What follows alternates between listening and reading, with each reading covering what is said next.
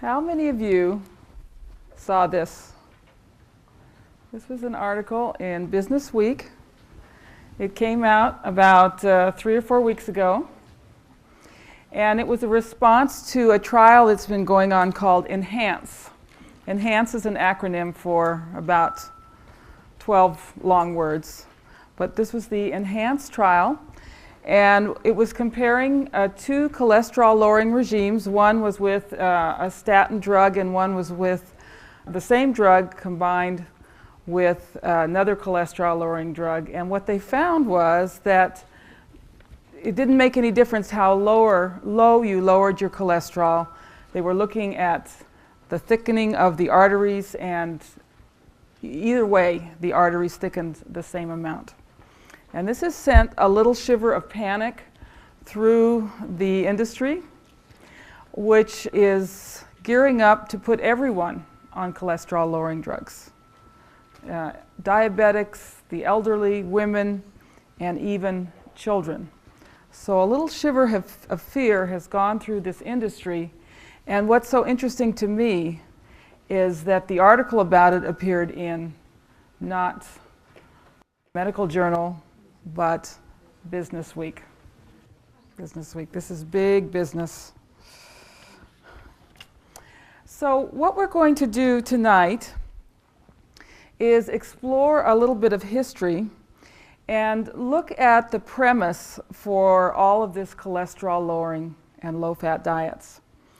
According to what I call the diet dictocrats, the self-appointed watchdogs in the medical industry and our government, the reason that we have so much heart disease today compared to 100 years ago is because we've become a bad, indulgent people eating lots of terrible, saturated animal fats. And we did not used to do this. We did not used to eat these terrible animal fats.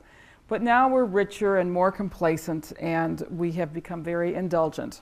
According to the diet dictocrats, these saturated fats are new to the human diet, and that's why we have so much heart disease, cancer, and other diseases today.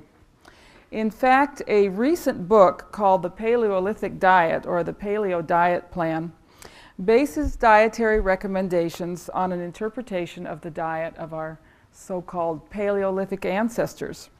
According to the author, the cavemen were very politically correct, and although they did eat meat, they didn't eat those terrible saturated fats that come with meat. They just threw all that away. And the kind of fats they ate were the healthy recommended fats, and the book contains recipes featuring canola and olive oil. Before we get started, as a very general guide for newcomers, let's just go over the terminology that we use for fats and oils. Saturated fats are fats that tend to be solid at room temperature.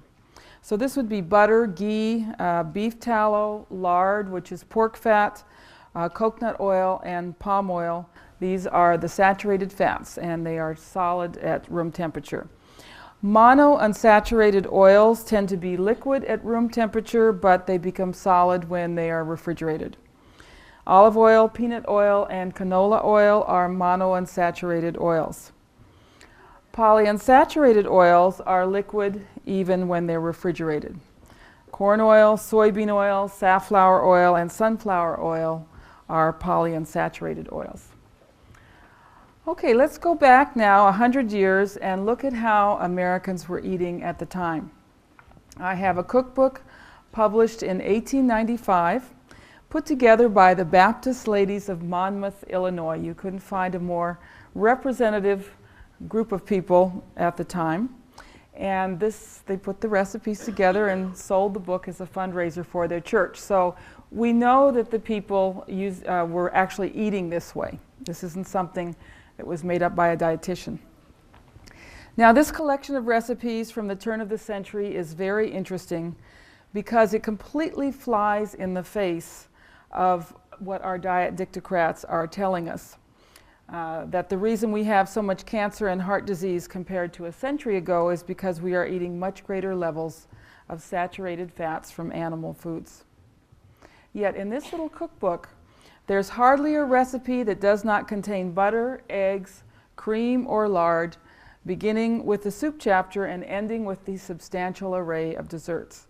Most meat recipes call for gravy made with the drippings and occasionally with added cream. Now, one interesting thing about the way people ate in 1895 is it seems that no one had heard of al dente vegetables, lightly steamed vegetables. All the vegetables in the recipes are cooked a long time, and many call for sauce based on cream. And in fact, it seems like the vegetables are just an excuse to have a sauce. The vegetable recipes include asparagus dressed in cream, 4 versions of cabbage with cream sauce, corn and eggplant fritters fried in lard, potato balls fried in good drippings, and parsnips fried in bacon fat.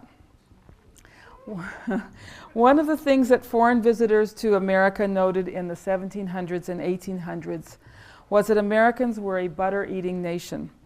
We ate huge amounts of butter compared to Europeans. Observers stated that in America everything was swimming in butter, including porridge, soup, meat, vegetables, and puddings. We had a very rich land and we were a dairy nation, and no one was there to tell us that butter was bad for us. So we ate lots and lots of butter. It tasted good, so why not? Seafood recipes in the little book from 1895 include fish a la creme, scalloped fish, creamed salmon, and creamed fish. The sauce for broiled fish calls for 1 large spoonful of butter and 1½ cups of cream.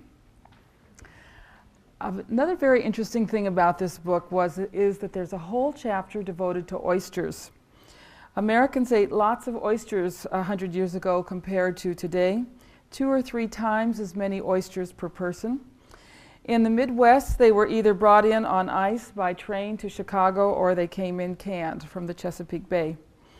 Recipes for oysters include deviled oysters made with egg yolks, creamed oyster patties made with eggs and butter, oysters wrapped in bacon, scalloped oysters, oyster pie made with 1 quart of cream.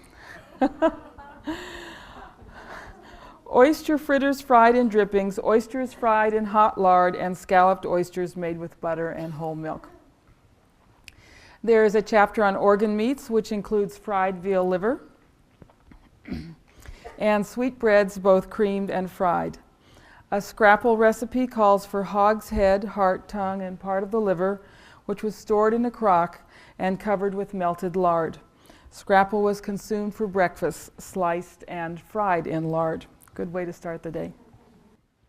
And then there are separate chapters for eggs and cheese.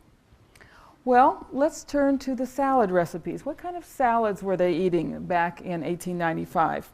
There's only one salad recipe that calls for lettuce when available. Lettuce is a modern luxury, and in the past, people only had lettuce during certain periods of the year.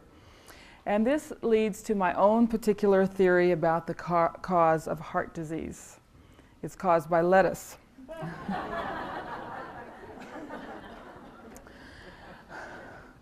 You may laugh at this, but this conclusion is even more preposterous than the conclusion that saturated fat and cholesterol cause heart disease. And actually, there is a very good explanation for why lettuce causes heart disease, which we will get to later on. The other salad recipes feature apples, cabbage, ham, tongue, chicken, oysters, fruit, potatoes, veal, lobster, sweetbreads, shrimp, and nasturtiums. The recipes for salad dressing are what is of greatest interest to our argument. The dressing for coleslaw features sweet cream. 3 recipes for salad dressing contain egg yolk, mustard, and vinegar. 1 recipe calls for olive oil or melted butter. So if they didn't have olive oil, which they probably didn't, they put melted butter on their salad. Then there's another recipe that calls for 1 cup of whipped cream. So you can see the salads, just like the vegetables, were an excuse for animal fats. Now, there is one salad dressing recipe in this book that calls for oil. This is the only time in the book that the word oil appears by itself. Americans at the turn of the century nourished themselves with butter, cream, egg yolks, and lard. They were not using vegetable oils. The presses for removing these oils from the seeds were only just invented at that time, and these oils hadn't made their way to the grocery stores in Monmouth, Illinois. In addition to eggs, butter, cream, lard, suet, which is beef fat, and other animal fats like chicken and duck fat, coconut meat and coconut oil supplied additional saturated fatty acids in turn-of-the-century diets. Highly saturated coconut oil was used for crackers and baked goods. Now, the Baptists and their families were fond of rich desserts. Half the book is devoted to cakes, pies, ice cream, pudding, and donuts. And the donuts are fried in lard, of course. 2 advertisements for dentists at the back of the book testify to the effect of sugar and white flour on their teeth.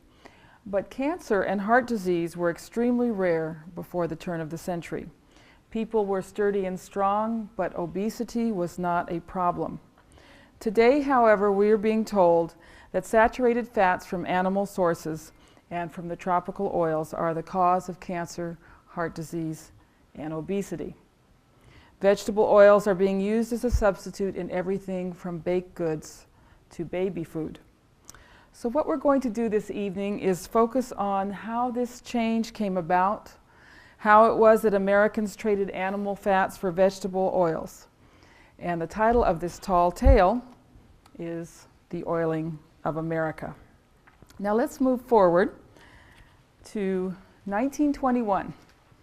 1921 is the date of the first recorded myocardial infarction in the United States. Myocardial infarction is the scientific term for a heart attack. That was the first recorded one in 1921. By 1930, there were about 3,000 deaths in the United States from heart attack. And by 1960, that had jumped to 500,000 deaths from myocardial infarction. So something was going on here. This was a new disease, and in the space of just 40 years, it had become an epidemic. What was causing the myocardial infarctions? There were 2 theories that were put forward. One was put forward by people studying eating patterns in the United States, and they had noticed that Americans were eating far fewer animal fats. They were eating fewer eggs, and more of the vegetable oils, especially the oils that had been hardened by a process called partial hydrogenation to resemble the saturated animal fats. And so their theory was that these new types of oils were causing this epidemic and that we should go back to the way we ate before. Well, that's a pretty reasonable theory, but there was another theory that was put forward called the diet heart theory, or the lipid hypothesis. And this theory said that we were a bad, indulgent, sinful people, and we were eating far too much cholesterol and saturated fat from animal foods, from animal fats. And this bad diet led us to have cholesterol levels in the blood that were too high. And when our cholesterol was high, that led to atherosclerosis, the buildup of plaque in the arteries, the blocking off of the artery, and that was what led to coronary heart disease, especially the myocardial infarctions. So the overall theory said that this bad diet, with all these animal fats and cholesterol, was causing this new epidemic of heart disease. If you have a theory in science, the burden of proof is on you. And if something comes along that disproves that theory, you need to come up with a new theory. You have to go back to the drawing board and come up with a new theory. And as a matter of fact, as early as 1936, a paper was published that completely disproved the lipid hypothesis. This was published by a couple of pathologists, Landy and Sperry, in 1936. And what they did was look at cholesterol levels and artery blockage in people who had died sudden death.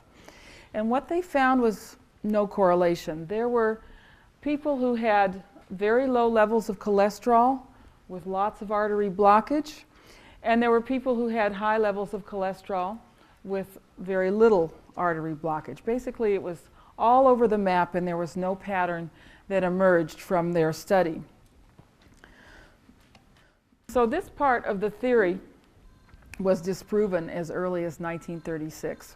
that did not stop the proponents of the diet heart theory, however, and you might be interested to know who was the organization, or which organization was promoting this theory. It was none other than the American Heart Association, which was actually founded to promote the diet heart theory. By 1956, the American Heart Association had become so prominent that they were able to organize a fundraiser which aired on all 3 television networks at the same time. The program featured medical doctors promoting the lipid hypothesis as the cause of heart disease and suggesting that Americans adopt the prudent diet. The prudent diet was one in which corn oil, margarine, chicken, and cold cereal replaced butter, lard, beef, eggs, and oatmeal with cream.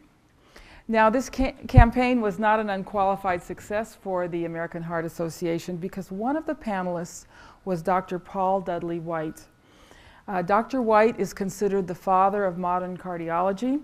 He introduced the electrocardiogram to America, and he was President Eisenhower's personal physician.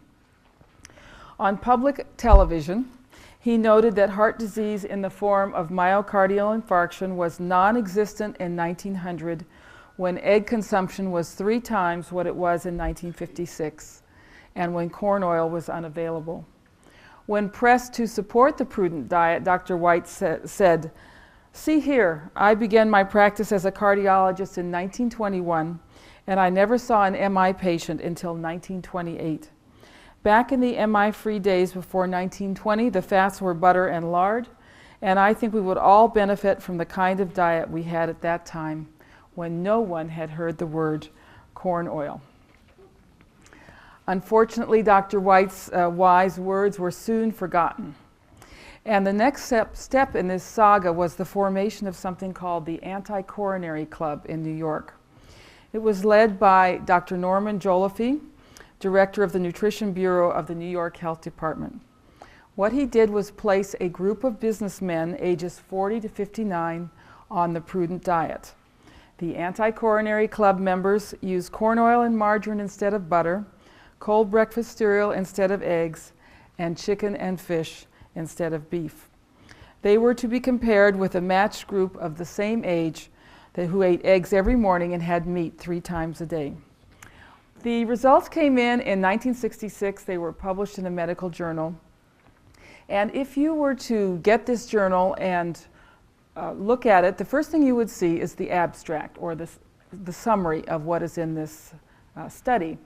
And if you read the abstract, you would think that this prudent diet was very successful, because the men on the prudent diet had an average cholesterol level of 220, whereas the control group had an average cholesterol level of 250.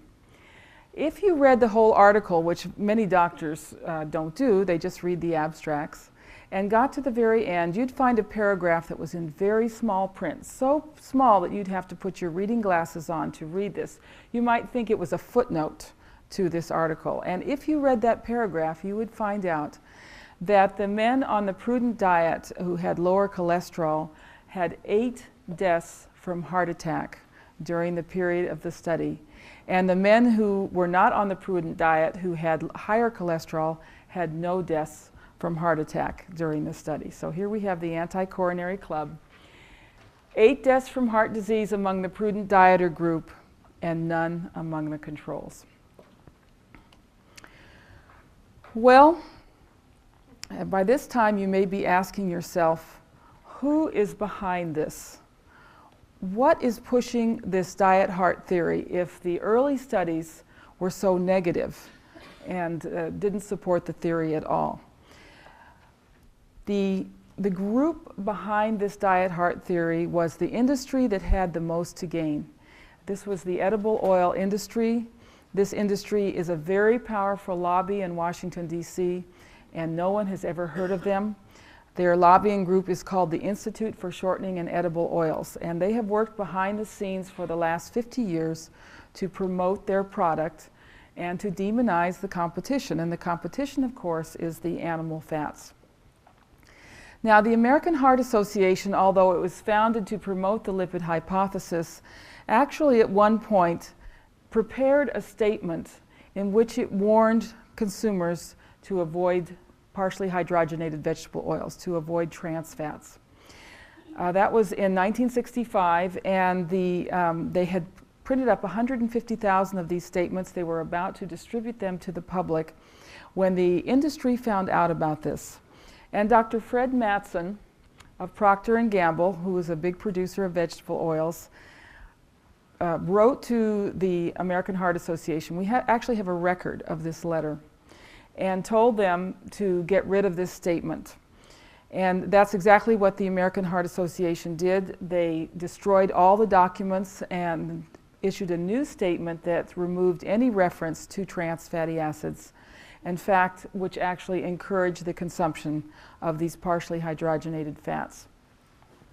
Then, during the 1960s, this industry worked behind the scenes to supervise the American Heart Association, the National Heart, Lung, and Blood Institute, and the American Dietetic Association to make sure that they were promoting the vegetable oils. They made sure that people sympathetic to their point of view were on their boards of directors and were their science advisors.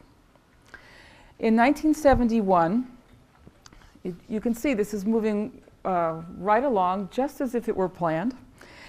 The FDA's general counsel retired, and he became president of this Edible Oil Trade Association. And he was replaced at the FDA by a food lawyer, Peter Barton Hutt of Covington and Burling, who had represented the edible oil industry. So we call this the revolving door policy, and now the fox was in the hen house. The very industry the FDA was supposed to police was now in charge. And we'll see in a moment what Peter Barton Hutt did when he went to the FDA. Then going on to the 70s and 80s, the same Fred Mattson, who squelched the anti-trans fat statement, held two controlling positions in the lipid research clinic trials that led to the National Cholesterol Education Program. So the industry was always working behind the scenes to see that their agenda was carried out. You might be interested to know that for a long time the American Medical Association opposed the lipid hypothesis. From a news release in 1962, the association said the anti-fat, anti-cholesterol fad is not just foolish and futile, it also carries some risk. And they call this a new food fad, and it should not be done without medical supervision and might be even dangerous to try. However, by the early 1970s, even the American Medical Association had come in line with the others, the American Heart Association and the National Academy of Science. And all three organizations issued statements in the early 1970s that were virtually identical. These were official statements about diet and heart disease. The first thing these statements said was that Americans had cholesterol that was too high, and that it was important for Americans to lower their cholesterol. And they called for measuring cholesterol as a routine part of physical examinations, even in early adulthood. So we want to make Americans anxious about their cholesterol levels at a very young age. We are instilling cholesterol anxiety in the population. Americans who were in the risk category should receive appropriate dietary advice, and Americans in the risk category should reduce their intake of saturated fats by substituting polyunsaturated vegetable oils. I put risk in quotation marks because they actually hadn't yet defined who was at risk. Were you at risk if your cholesterol was average at 240, or if your cholesterol was slightly high at 300, or if your cholesterol was low at 200? They hadn't decided who was at risk. Another thing that came out in these three statements was the following. Modified and ordinary foods useful for this purpose of lowering cholesterol should be readily available on the market, reasonably priced, and easily identified by appropriate labeling. Any existing legal and regulatory barriers to the marketing of such foods should be removed. And we'll see how that was done in a moment. And then they said, and this is all in the same statement, so it's kind of interesting, more studies need to be done. Always calling for more studies. Dr. Enig calls this WPA for PhDs. More studies need to be done to determine whether modification of plasma lipids, that means lowering cholesterol, can reduce heart disease. So you see what's going on here. They're proposing a radical change in the way Americans eat on the basis of a theory that hasn't been proven yet.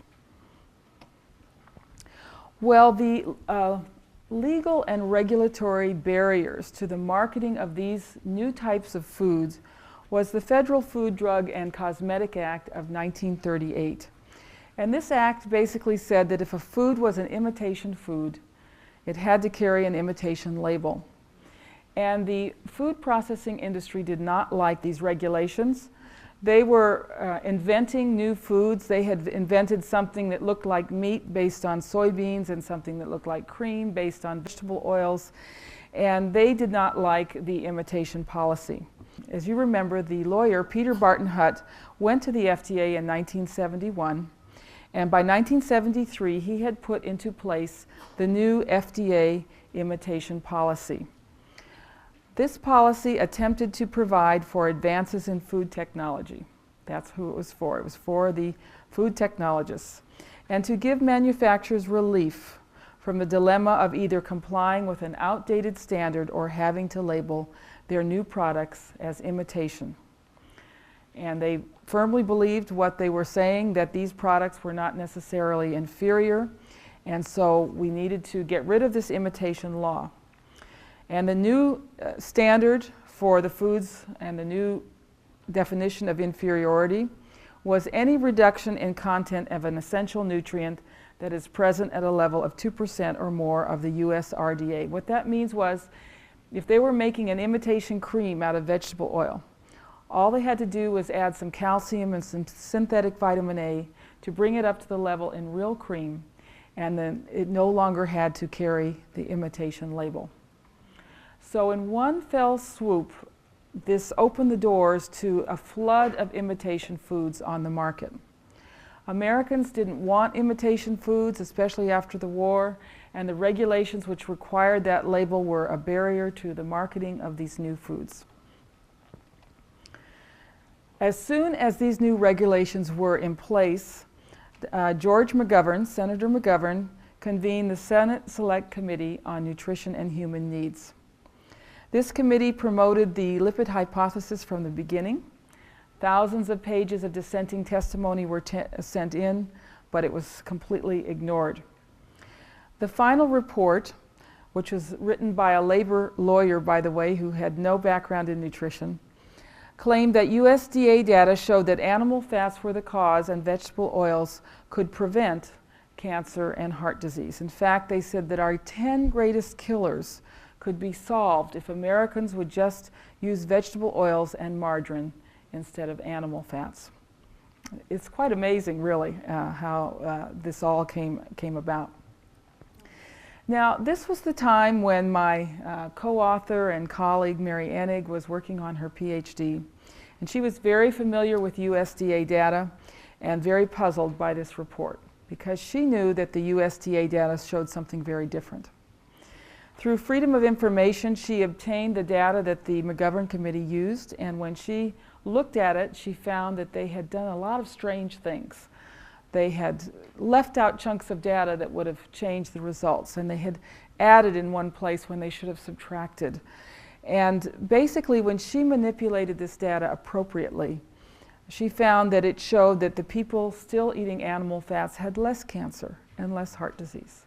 And the people eating the vegetable oils and the margarines had more cancer and more heart disease.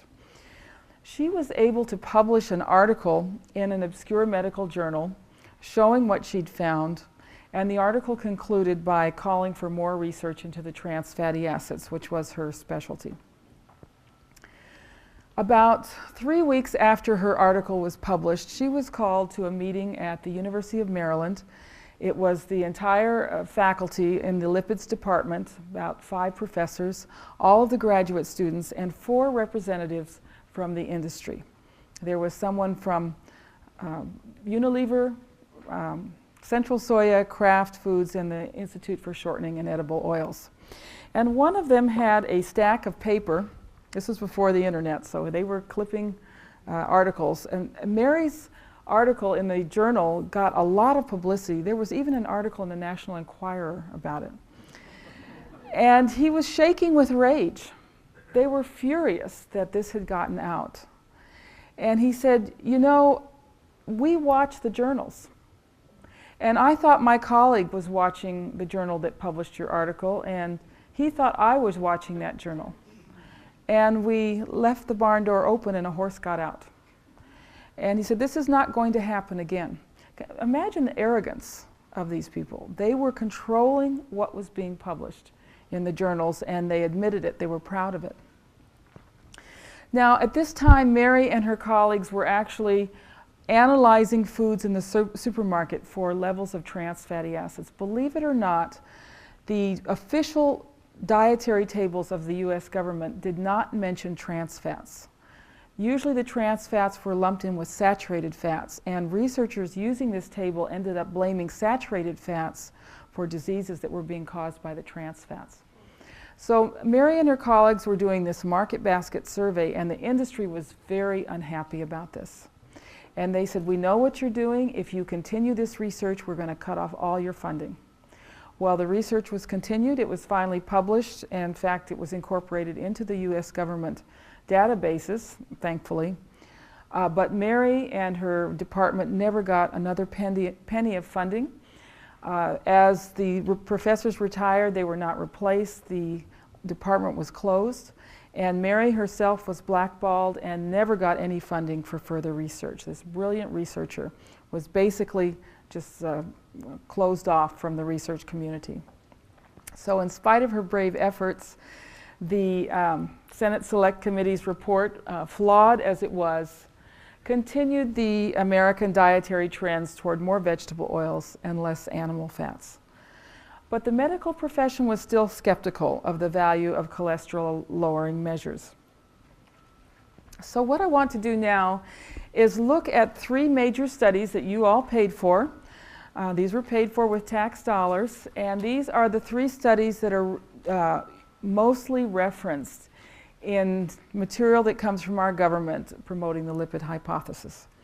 The first was the Framingham study that went on for 40 years in the town of Framingham, Massachusetts, where they were looking at risk factors for heart disease. And when the results came out, this was in 1987, they were published in a major journal summarized in this graph. And it does look as though if your cholesterol gets up into this level, it starts to get pretty scary. And you look like and it looks like you're quite at risk for heart disease if your cholesterol is in this interval or higher. Now, has anyone here ever taken statistics? Or sadistics, as my son calls them. Yeah. Okay. Do you notice something strange about this chart? If you look at the intervals, the first interval is 121 points. It goes from a cholesterol level of 84 to 204. Okay. Then the next interval is 30 points, and then 30 points, and then 30 points. And the last interval is 830 points. It goes from 295 to 1124. Now, if you had done that on your statistics test, you would have gotten an F. This is cheating. This is cheating. And this was published in the American Heart Journal. So I redrew the chart, and I made the intervals equal, and now it looks very different, doesn't it? Yes, if your cholesterol's up here at 1,000, anybody in this room who has cholesterol levels of 1,000? It's very rare. It's extremely rare. You are definitely slightly more at risk for heart disease, but not very much. It's certainly not something to get too frightened about. And as you'll notice, inside this circle between 185 and 285, this is basically a straight line. That means you're no more at risk if your cholesterol is 285 than if it's 185. So why are we making these huge changes in our diet?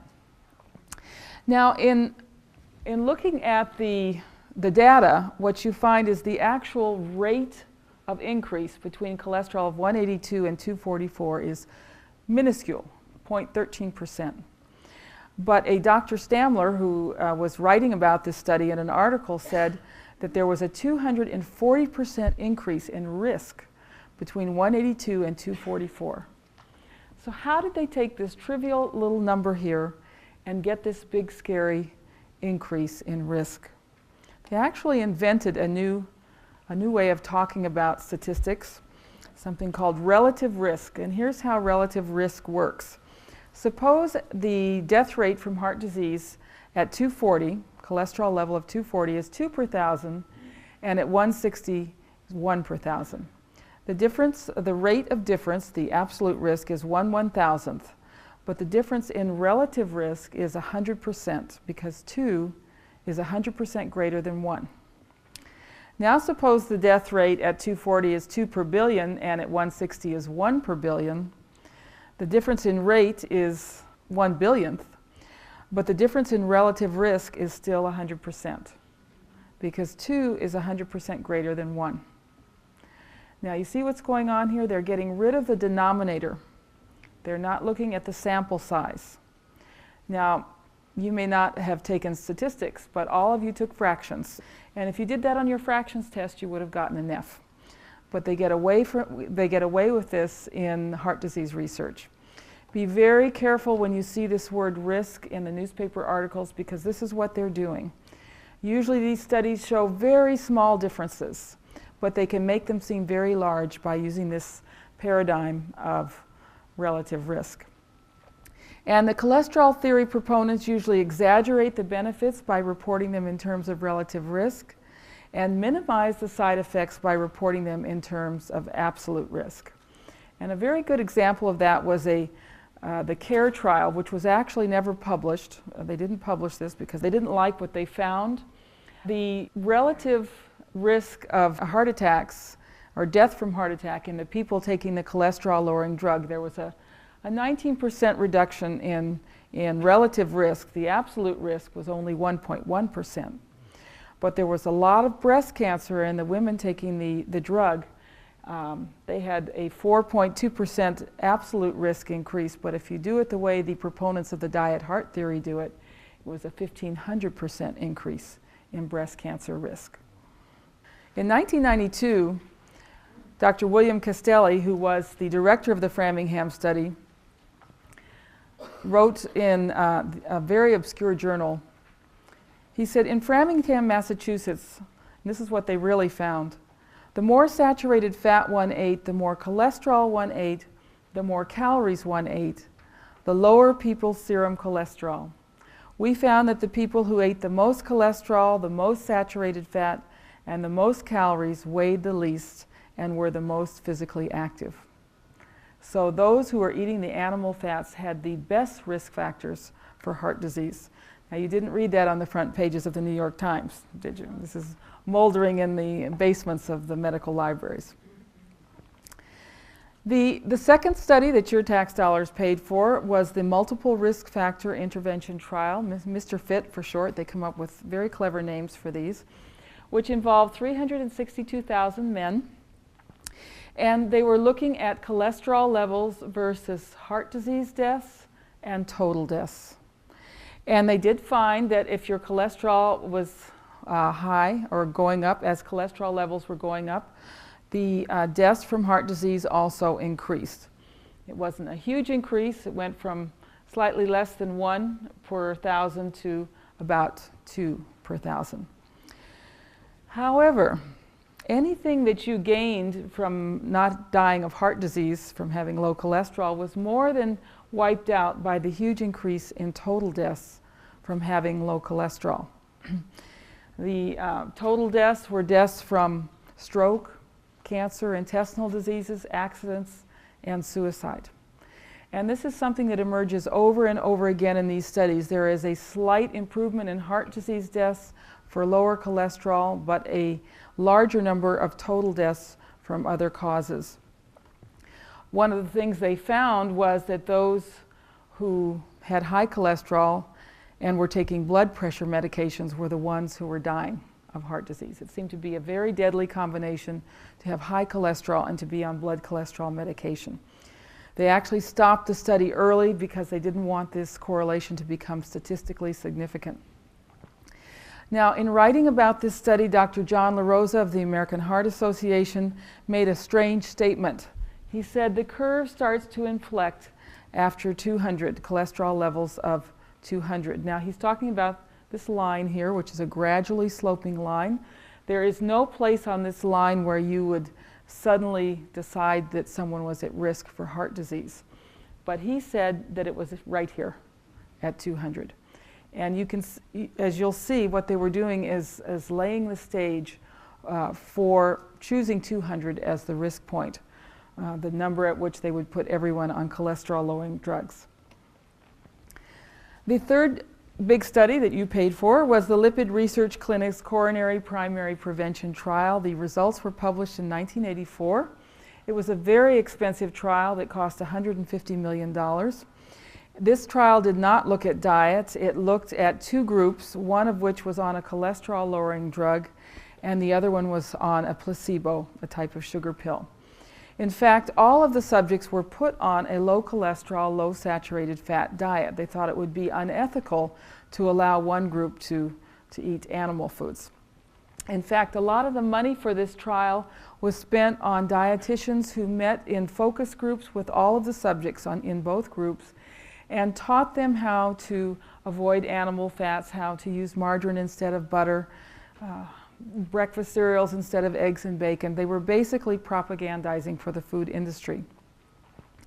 When the results were published, the researchers claimed that the group taking the drug had a 17% reduction in the rate of heart disease.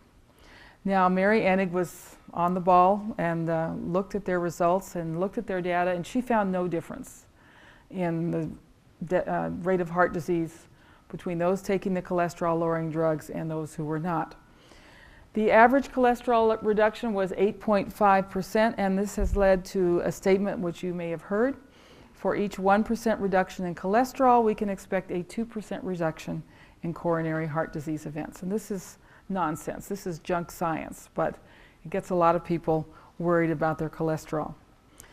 The group taking the drug had an increase in deaths from cancer, stroke, violence, and suicide. But this is not what was published in the media frenzy that came after this trial was published. The popular press and the medical journals portrayed this trial as the long-sought proof that animal fats are the cause of heart disease. And as you can see, this trial didn't even look at diet.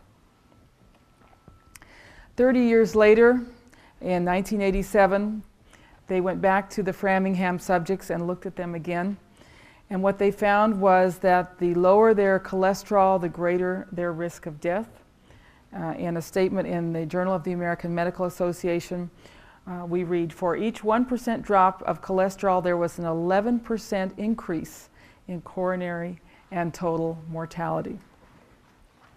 The other types of studies that are used to justify the diet heart theory are epidemiological studies, where they look at whole populations in different countries.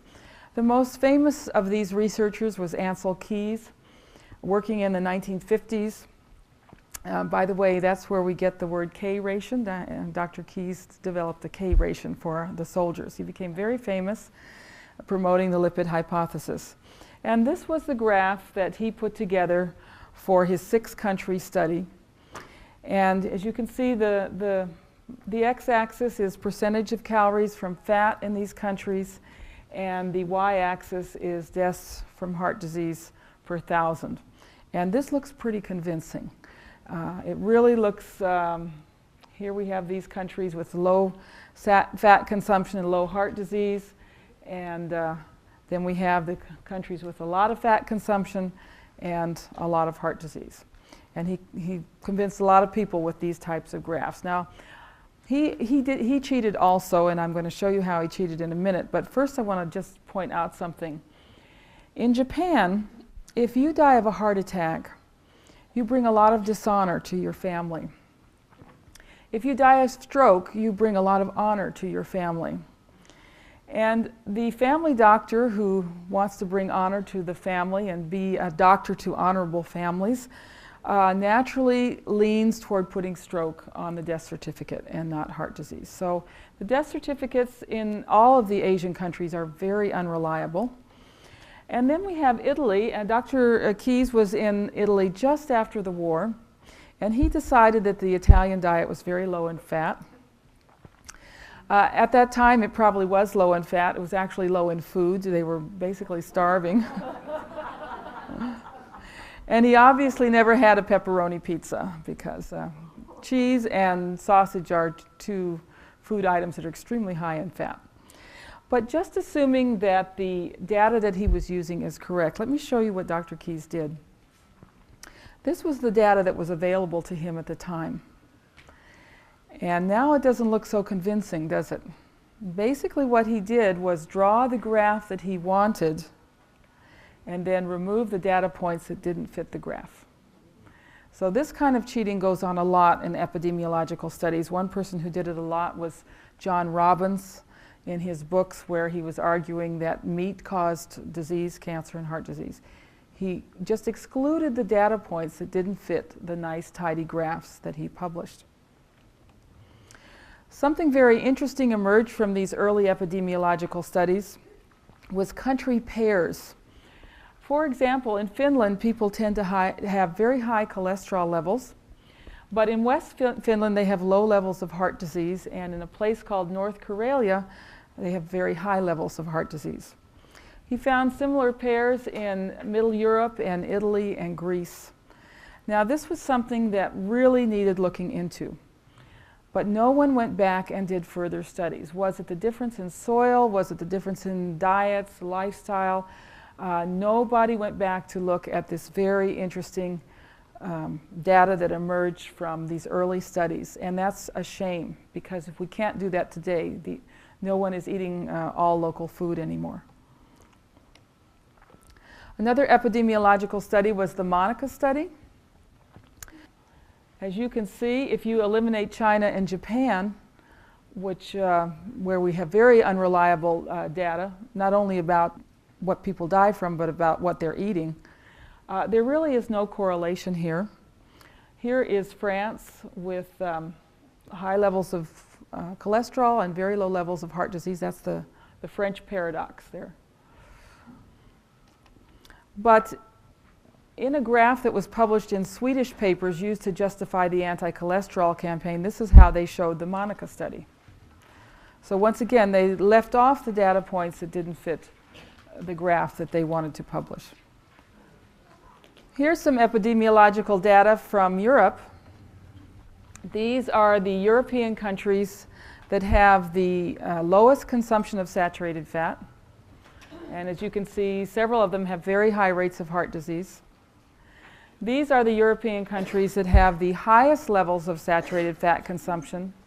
And as you can see, they have the much lower levels of heart disease. Here we have France, the French paradox, very high levels of saturated fat consumption, very low rates of heart disease. But we also have the Swiss paradox, the Dutch paradox, the Icelandic paradox, the Finnish paradox, and the Austrian paradox. All of these paradoxes. A little quote here from Galileo: "By denying scientific principles, one may maintain any paradox." When you've got all these paradoxes, something is definitely wrong with the theory. All of these studies were building up to the 1984 Cholesterol Consensus Conference. Now, you may be saying, where were the critics? There were lots of critics, and their voices were becoming louder and louder. There were a lot of scientists who were appalled at what was going on. So they invited all these scientists to this conference. It was designed to appear objective and comprehensive, and the dissenters were allowed to speak and give talks, but their views were not included in the panel's report.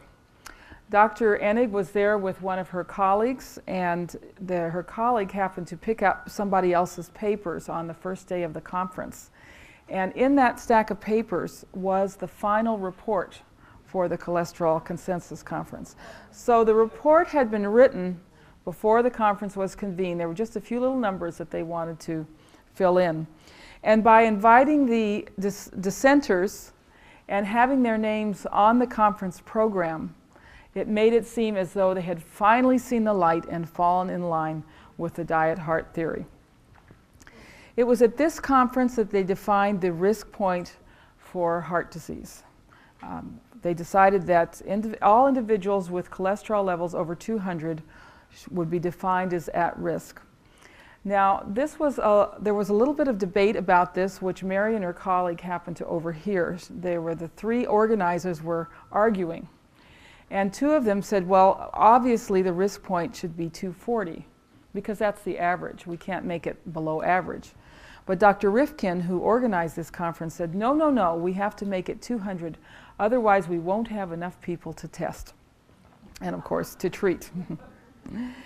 The conference called for mass cholesterol screening and recommended the prudent diet, low in saturated fat and cholesterol for at-risk Americans, even though no long-term studies had ever been done of such a diet. And finally, as you can well imagine, they have advised the replacement of butter with margarine. Now this was national policy, national government policy, that Americans were going to use margarine and vegetable oils instead of butter and animal fats. This officially launched the National Cholesterol Education Program, but the planning for this educational program had actually started a year before. It was just officially announced at the conference. And the stated goal was to change physicians' attitudes. There were still many doctors who didn't subscribe to the lipid hypothesis. A large physician's kit was sent to every doctor in the United States. You paid for this, remember?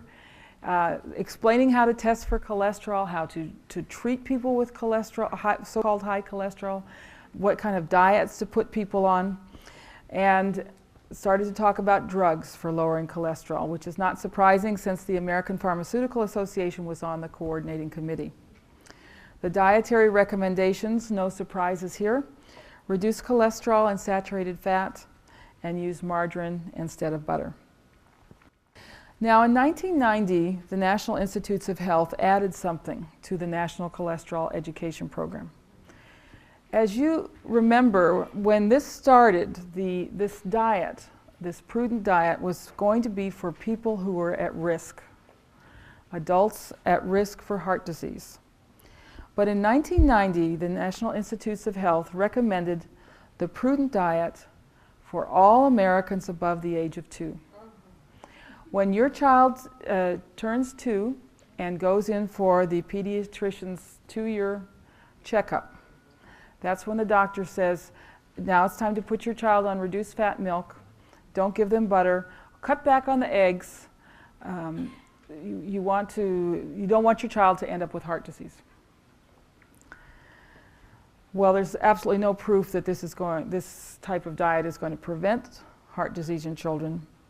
And what they're recommending is far more than just bad advice. This prudent diet for children is genocide. This is a genocidal diet, and it's being imposed as national policy on all of our growing children. During this period when all of this phony science was going on, there was a lot of good science going on, showing us how important the animal fats are, saturated fats are, and the vitamins carried in animal fats for growth and development. Children need cholesterol and animal fats for the development of the brain and nervous system, for their bones, for their organs, and for reproduction. So the diet that's being imposed on our growing children today is leading to an epidemic of learning disorders and infertility. Exactly what anyone could have foreseen.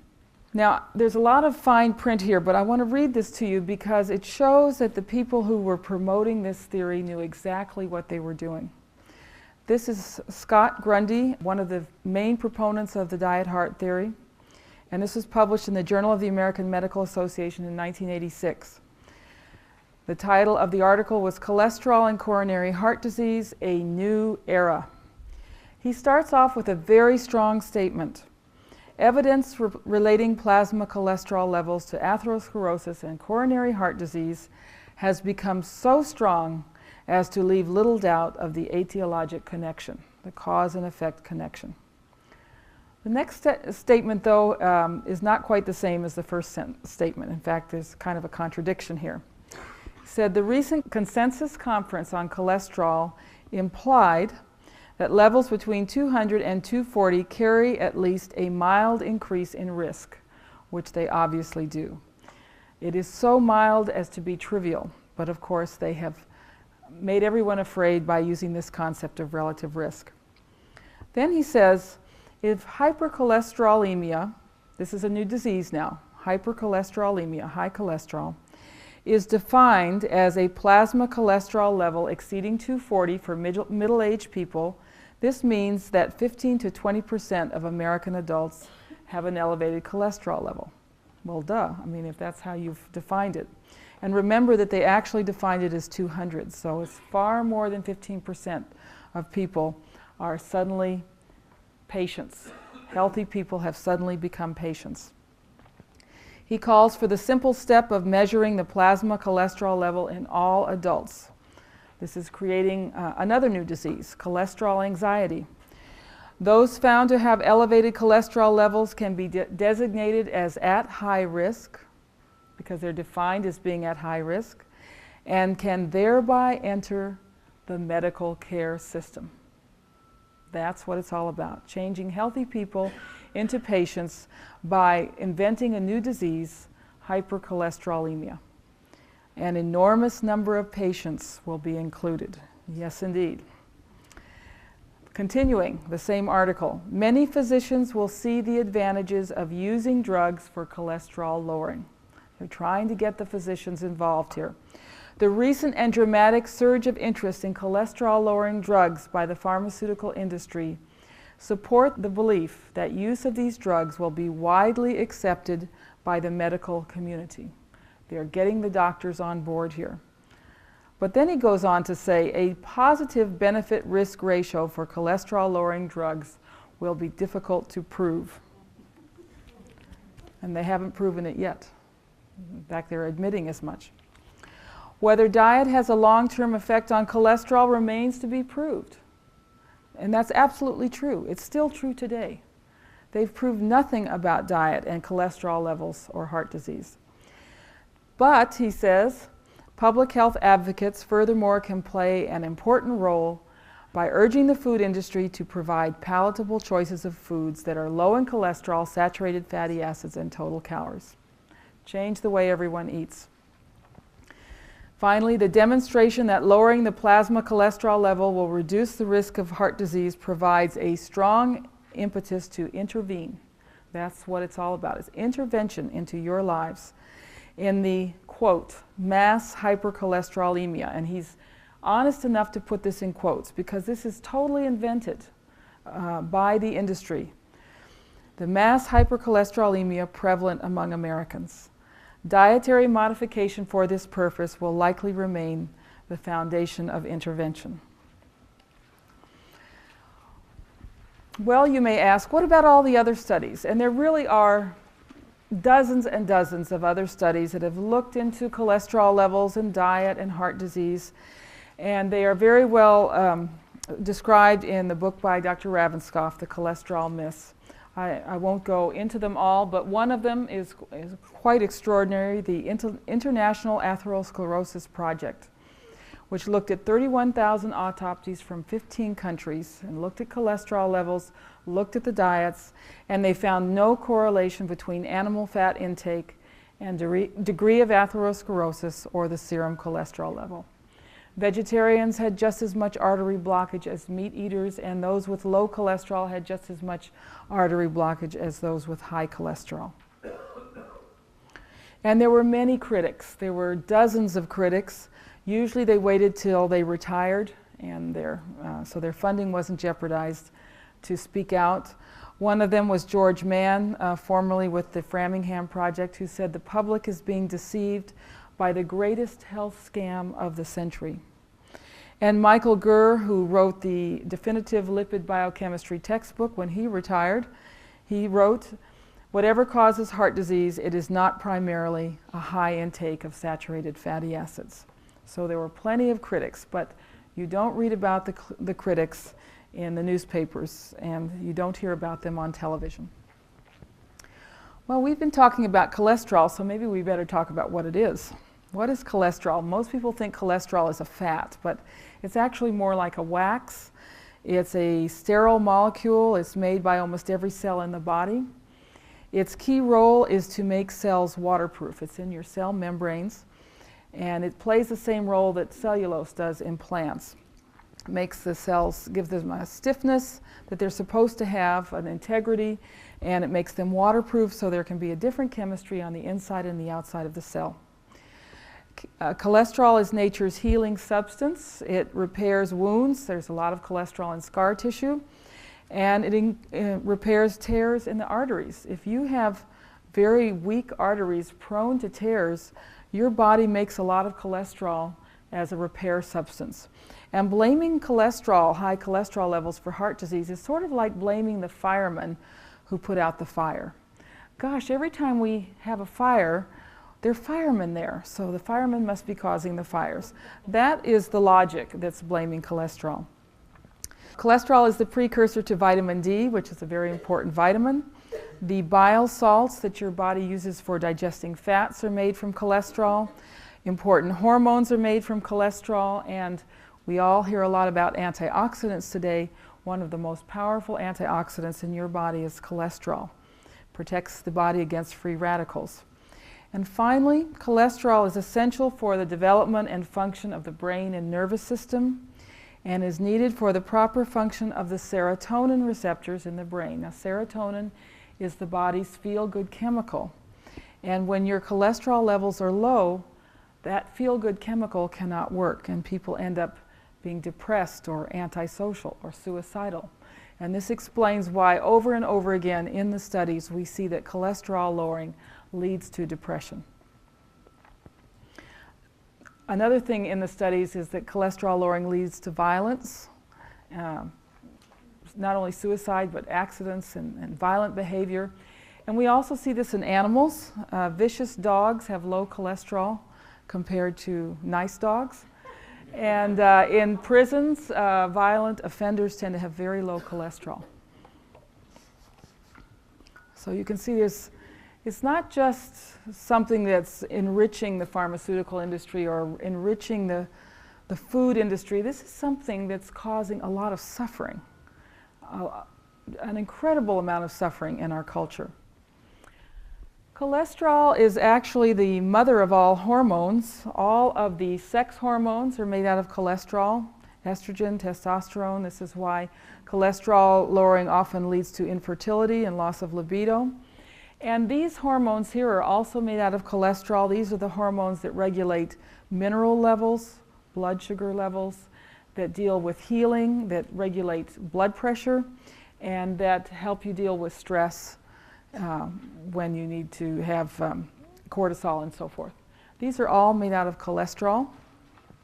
Vitamin A is required to make all of these hormones. We get vitamin A from animal fats. And the trans fats, which are, of course, the substitute for animal fats, inhibit all of these hormones. Is it any wonder that we're seeing a lot of hormonal problems in our population today? And a lot of use of prednisone. What is prednisone? It is the synthetic cortisol.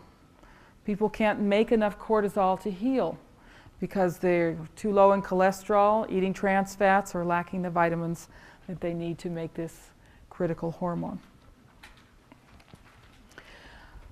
To summarize about cholesterol research, cholesterol levels increase naturally and gradually with age. It is normal for your cholesterol to go up as you age because you need more protection. You need more antioxidants, your arteries are weaker, and you need more of that healing substance. It is very difficult to get an accurate reading of cholesterol. The levels vary with the amount of stress you're under, the time of day, how long ago you ate, and the type of test used. The type of tests that they use in the shopping malls tend to give a higher reading, to get you into the medical system. A study with college students looked at cholesterol levels every week during the year, and one week everybody's levels went sky high, and the researchers were perplexed until they realized that this was the week of midterm exams.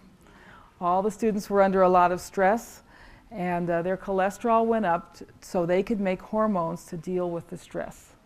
If they had not taken if they had taken something to lower their cholesterol levels, They might not have gotten through their midterm exams. They might have freaked out under all the stress. Okay, what is the risk at the various levels? We know that men are slightly at risk for heart disease if their cholesterol levels are above 300. This is men under the age of 60. How many in this audience fit that criteria? You're male, you're under 60, and your cholesterol's over 300. 1, 2, okay, 3. Okay. Not many, but we've got the whole country trying to lower their cholesterol. For women, there's no appreciable difference in heart disease for cholesterol levels at any level. And for the elderly, it's the same. So if you're a woman or if you're over 60, even if your cholesterol is 1,000, you're no more at risk for heart disease than if your cholesterol is at 180. And in fact, for women of all ages and for the elderly, higher cholesterol is associated with a longer lifespan. The higher your cholesterol, the longer you live. And as we stated earlier, autopsy studies show zero correlation between animal fat intake, degree of atherosclerosis, and the serum cholesterol level. Well, what about LDL and HDL? Isn't LDL supposed to be the bad cholesterol and HDL is supposed to be the good cholesterol? Well, without going into details, let me just say that the evidence that LDL is bad is even weaker than the evidence for total cholesterol. And we now know in recent studies that LDL cholesterol protects against infection, especially in the elderly. Many studies have shown that all-cause deaths, especially deaths from cancer, are higher for individuals with cholesterol lower than 180. And by the way, 200 is no longer the risk point. Now they're trying to get cholesterol levels even lower. And if you've had a heart attack, even if your cholesterol is 130, and that does happen, they still put you on cholesterol-lowering drugs because obviously your cholesterol wasn't low enough. The cholesterol that we get in food is not harmful. In fact, it's exactly the same substance that your body makes, and if you're eating a lot of cholesterol, you just spare the body from having to make its own cholesterol. But there is one type of cholesterol that seems to be problematic, that's oxidized cholesterol, which in some studies appears to initiate the buildup of plaque in the arteries. And oxidized cholesterol comes from powdering animal foods like powdered milk or powdered eggs. And powdered milk is added to 1% and 2% milk and low-fat dairy products, which people are drinking thinking they are protecting their heart. And finally, the cholesterol-lowering drugs do not lower the risk of heart disease, but they do increase the risk of cancer, intestinal diseases, depression, suicide, and violent behavior. There are over 200 risk factors for heart disease. These include something called lipoprotein(a). It's a substance in the blood, which, by the way, is lowered by saturated fats. Homocysteine, type A behavior, loss and bereavement is often followed by heart attack. Short stature, low birth weight, elevated uric acid, that was found in the Framingham study. Something called C-reactive protein, which shows inflammation levels. Low vitamin D is associated with heart disease. Underactive thyroid, lack of exercise, obesity, smoking, snoring, baldness, hairy chest, earlobe creases, hairy earlobes. These are risk factors. Maybe people with hairy earlobes should have their ears cut off. Being poor in a rich country and being rich in a poor country. And elevated cholesterol in some population groups. These are risk factors. But a risk factor is obviously not a cause. A new way of measuring buildup in the arteries is called electron beam tomography. It's very accurate and strongly correlated with as a predictor of coronary heart disease events. It's actually looking at calcium in the arteries, and this was a very interesting study that looked at LDL cholesterol versus calcium buildup, and the LDL cholesterol was slightly protective. So you don't have to worry about your LDL cholesterol either. So here we have the oiling of America. These are consumption trends over the last 100 years. As you can see, consumption of butter has plummeted.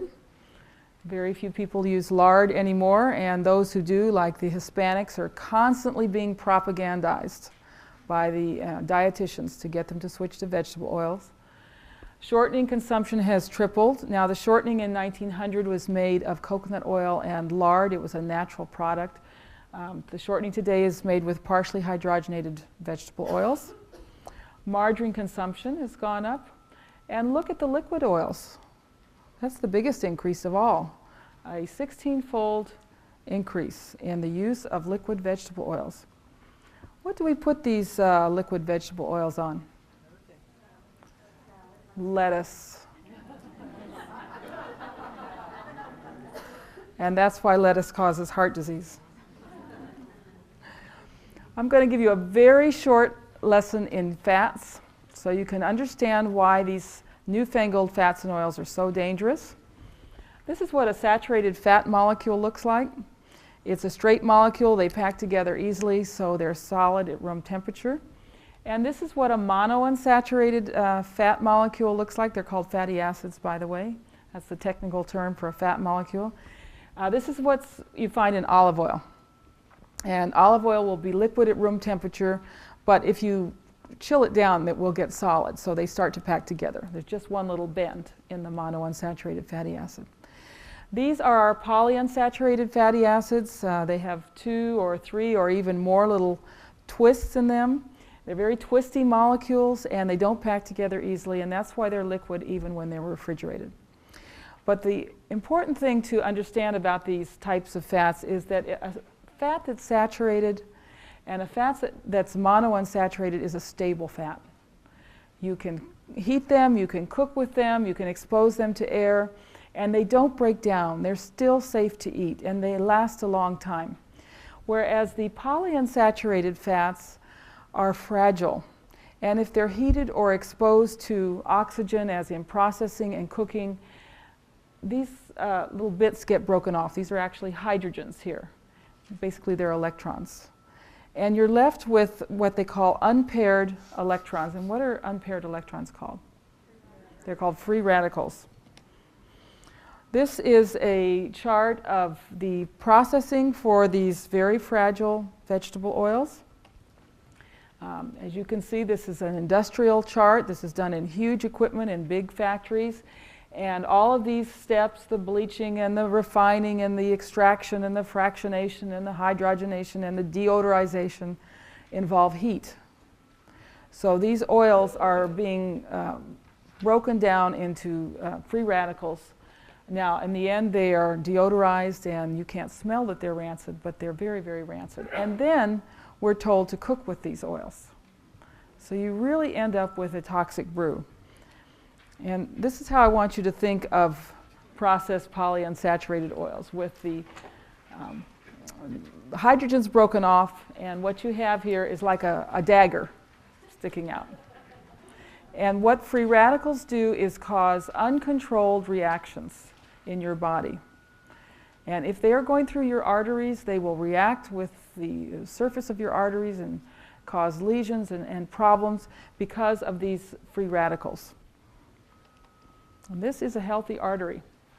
It's smooth. It's encased in fat, by the way, and this is saturated fat. This is in your heart. The heart wants saturated fat because that's where the most energy is and because they're stable. And this is a damaged artery. It looks sort of like fried chicken. And all of this crustiness and wounds and tears and everything, that's the kind of damage that free radicals cause. Just think of them as daggers.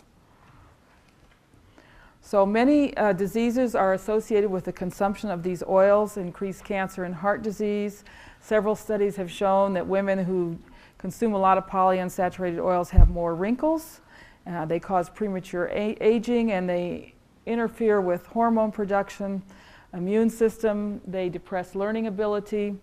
They cause liver damage, and especially damaging to the reproductive organs and the lungs. That's where we have the greatest increases in cancer in this country. They cause digestive disorders, And we're particularly concerned about what these oils do to children, impairing growth, impairing learning, probably because they actually do lower cholesterol. Here is an advertisement for a vegetable oil, and you can get, if you write in, you can get a complete cholesterol depressant menu and recipe book. Does anyone want to guess where this advertisement appeared? It wasn't in Ladies' Home Journal. This was in the Journal of the American Medical Association. And here's one for Fleischmann's margarine, claiming or creating the impression that margarine will lower blood pressure. There is not a shred of evidence that using margarine or vegetable oils will lower blood pressure. But you know, these guys had a lot of chutzpah with these types of ads. And let's look at a trans fatty acid and see what's going on here. This is, again, our saturated fat molecule. These are carbons, and these little things sticking out like ears are pairs of hydrogens. And they occur in pairs because in pairs they're stable, and you can have controlled reactions. Chemical reactions take place in these electron clouds here. This is our monounsaturated fat, and as you can see, it's missing the two hydrogens on this side, but the two remaining hydrogens at this double bond are on the same side. That's called the cis configuration, and so they also make a nice electron cloud where you can have controlled chemical reactions in your body. During the process of partial hydrogenation, one of these is moved to the other side, and it's moved across, and trans means across. That's what a trans fatty acid is. Now, your cells are covered with a membrane. Every cell in your body, you have millions of cells in your body, and every cell in your body has a membrane composed of billions of fat molecules. And at least 50% of those fat molecules need to be saturated fat for your cells to work properly. About another 40% need to be monounsaturated fat, and then the remaining 10% are a variety of polyunsaturated fatty acids. When you eat trans fats and your body digests them, it doesn't really recognize them as being foreign. It sort of thinks they're a saturated fat, and it takes them into the body and incorporates them into the cell membrane. And when your body wants to make a reaction at this point in the fat molecule, instead a nice electron cloud that allows a reaction to take place, instead there's a dead spot, and the reaction can't occur. If you think of the polyunsaturates with their daggers sticking out as causing uncontrolled reactions, the trans fats block reactions. Think of your cell, every cell in your body as a sphere with sparkling lights all over the sphere. Those are these little electron clouds. And when the fatty acids are in the right proportions, your cells sparkle with electric light. Now, if you start eating a lot of trans fats, instead of sparkles, you're going to have dead spots, dead black spots on the surface of your cell membrane. And the more trans you eat, the more partially hydrogenated vegetable oils that you eat with these trans fats, the more trans fats get built into your cell membranes. And the list of diseases caused by the trans fats is similar to the list of diseases caused by the vegetable oils: heart disease and cancer, degeneration of joints and tendons. This is why so many people need hip replacements today. Osteoporosis. Diabetes is caused by trans fats. Type 2 diabetes is where the receptors on your cells don't work. The trans fats interfere with receptors on the cell membrane. Autoimmune diseases, skin problems, hormonal problems, and problems with growth and learning in children. And here we have the typical supermarket shelf with a few feet of space devoted to butter and all of the rest to the margarines and spreads.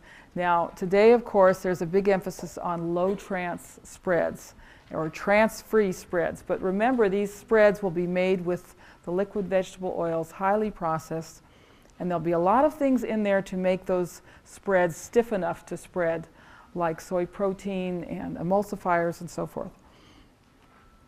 But the margarines and shortenings are just the tip of the iceberg, because Where most of these trans fats are found are in the snack foods, the crackers, the cookies, the chips, the pie crusts, the donuts. All of this processed food is made with trans fats. And of course the chips and the snack foods. A teenage boy can go through a package of those in about 10 minutes, especially if he's had a USDA approved low-fat lunch at school, and by 2 o'clock in the afternoon he's absolutely starving, and what's left but the vending machines. And so he goes through this bag of chips. Has anyone told these boys that the types of fats in these chips may prevent them from having a normal sex life? You know, boys think about these things at this age. But nobody is warning them what these fats are doing to their hormones. And of course the fries, up until the early 1980s, the fried food was fried in tallow. That's the fat of cows or sheep. And tallow is what we should be using for fried foods. It's very stable and even has some health benefits. But thanks to an organization called Center for Science in the Public Interest, which was supported by the soy oil industry, they lobbied to get the terrible cholesterol-laden saturated fats out of the food supply, and suddenly the whole industry was using partially hydrogenated soybean oil. This is where we are. This is how most people eat today. These devitalized foods loaded with vegetable oils, trans fats, and sugar. And what's being blamed for all the disease? Saturated animal fats. Something wrong with this logic. Finally, our government has admitted that trans fats are bad. Mary has been completely vindicated. And here's what they're saying. Yes, the trans fats are bad. They're just as bad as saturated fats. So the other part of her message has a long way to go to be accepted. The saturated fats have the opposite effect as the trans fats. The saturated fats are good, and the trans fats are bad. Just to give you a couple of examples here. The trans fats encourage inflammation. They cause inflammation. The saturated fats suppress inflammation. The trans fats depress the immune system, whereas the saturated fats enhance the immune system. We now know, we have lots of good science about saturated fats, and to demonize saturated fats is not just bad policy, it's actually unscientific. We need saturated fats in our cell membranes. They contribute to strong bones. They actually protect against heart disease and support heart function. Saturated fats protect the liver from alcohol and other poisons, poisons in Tylenol and drugs and so forth. The lungs cannot function without saturated fats, and this is why, and we have several studies on this, children who get full-fat milk and butter have much less asthma than children fed low-fat milk and margarine. The kidneys require saturated fats to function, the immune system, the essential fatty acids need saturated fats to function, and saturated fats are actually part of the body's detoxification mechanism. And then we have the special types of saturated fats that we get in coconut oil, the short and medium chain fatty acids, which of course coconut oil has been forced out of the food supply and accused of causing heart disease. But the types of fats in coconut oil actually give the metabolism a boost. They raise the body temperature, they give you energy. They're never stored as fat, and so they're the perfect fat for weight loss. They support the immune system, and they're involved in intracellular communication, so they help prevent cancer. All cancer patients should be on coconut oil. And finally, they have these antimicrobial components in them that kill pathogens, including candida in the gut. And recent research in which Mary Enig was involved showed that the types of fats in coconut oil are the ideal treatment for the antibiotic-resistant Staph aureus, which is killing so many people in our hospitals.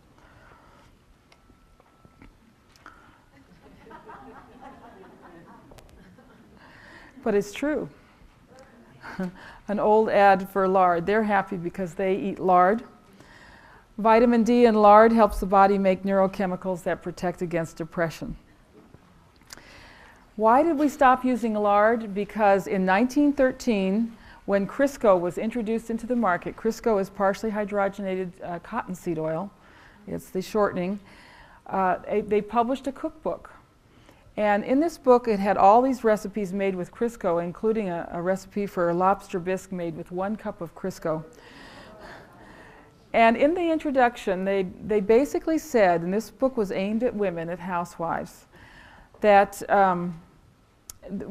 women who used Crisco instead of lard were more scientific, they were more modern, their houses were cleaner, their houses smelled better, and their children would have better characters than mothers whose children were fed lard.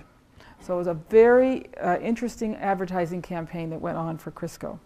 The other group that they targeted were Jewish housewives, and they said if you use Crisco, you don't have to worry about the kosher laws. And Mary Enig is very concerned about what this has done to the Jewish population, because they were the earliest to use a lot of trans fats.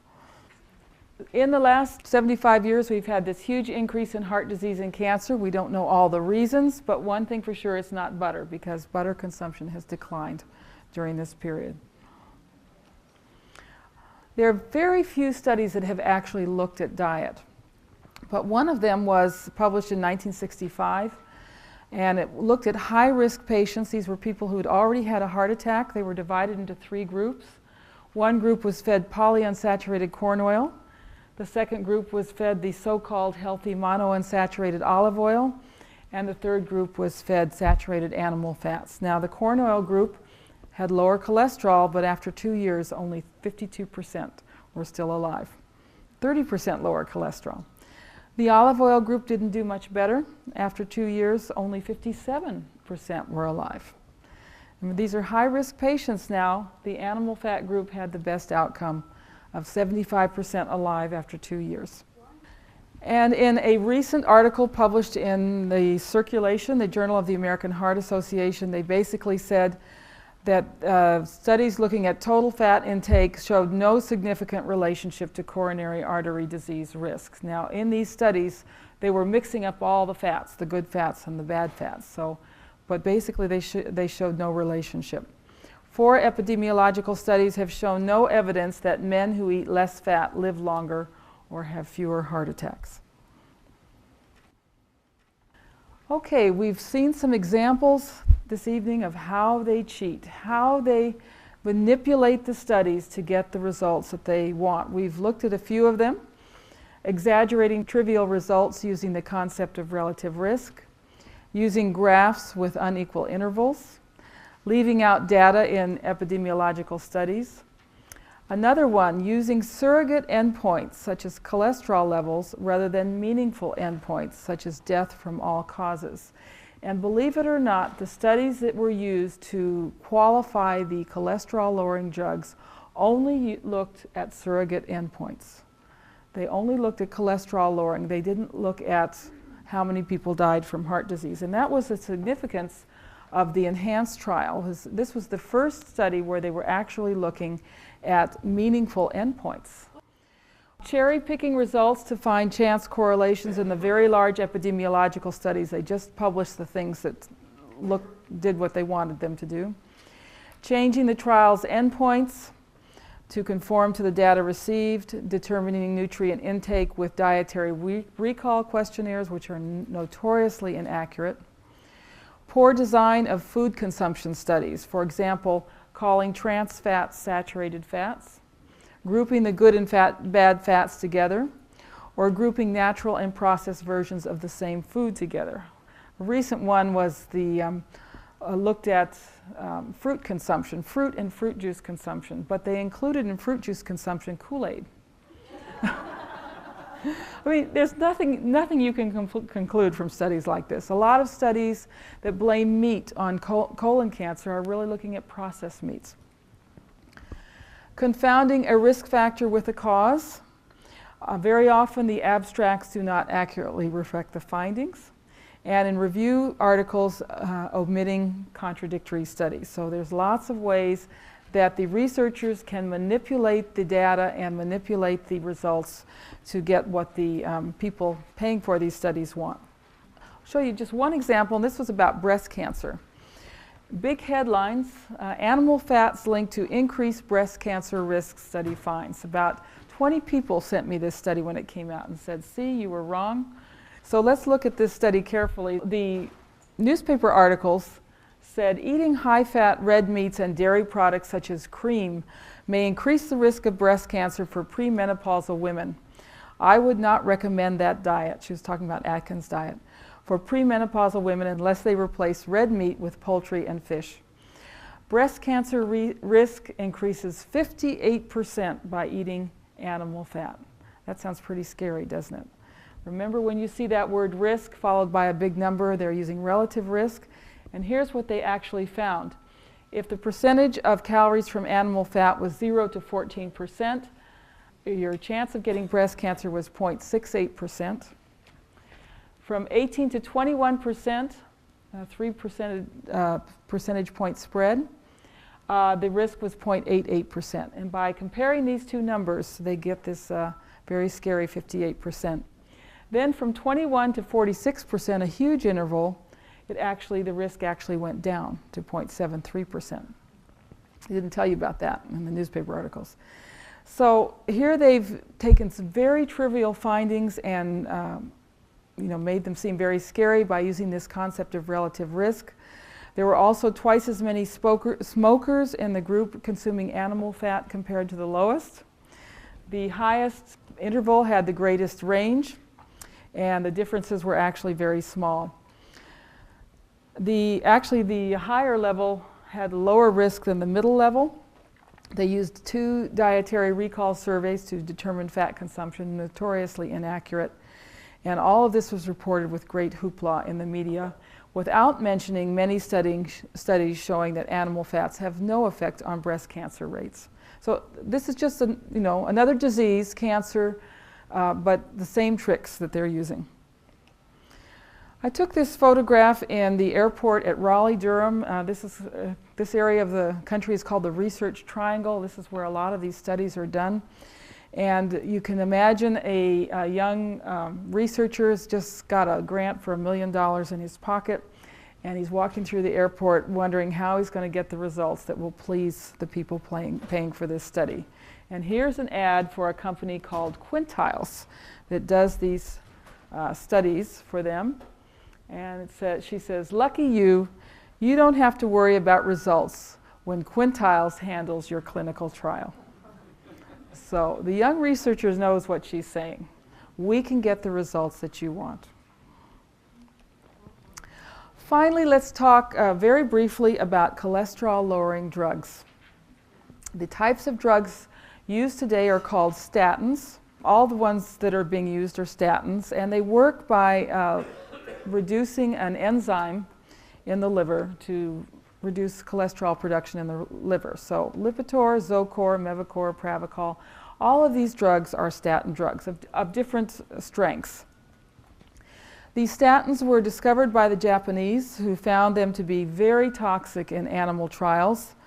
In fact, in every rodent study, statins have caused cancer in rodents. But the Japanese sold their discovery to Merck, a U.S. drug company, which got FDA approval with unexplained speed. They did this with studies that just used surrogate endpoints. That didn't look at meaningful endpoints. And today they are being promoted for healthy men and women categorized as at risk because their cholesterol levels are over 200. And as I said, that number gets lower and lower. If you've had a heart attack and you have very low cholesterol, you're still put on a statin because obviously your cholesterol levels are not low enough. These drugs have many side effects. Just a few: fatigue and weakness, memory loss and reduced mental capacity, neuropathy and slowed reactions, muscle wasting leading to back pain and heart failure, intestinal disease, pancreatic problems, reduced libido, depression, accidents, suicide, and cancer. And if you don't believe me, go to this website called askapatient.com and put a search in for Lipitor, and you can read all of the reactions that almost every person reporting has a reaction, some of them very serious.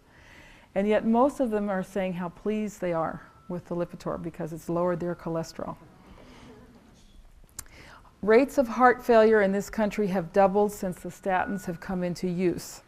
That's because the statins not only reduce cholesterol, but they reduce something called coenzyme Q10, which is needed for your muscles to work.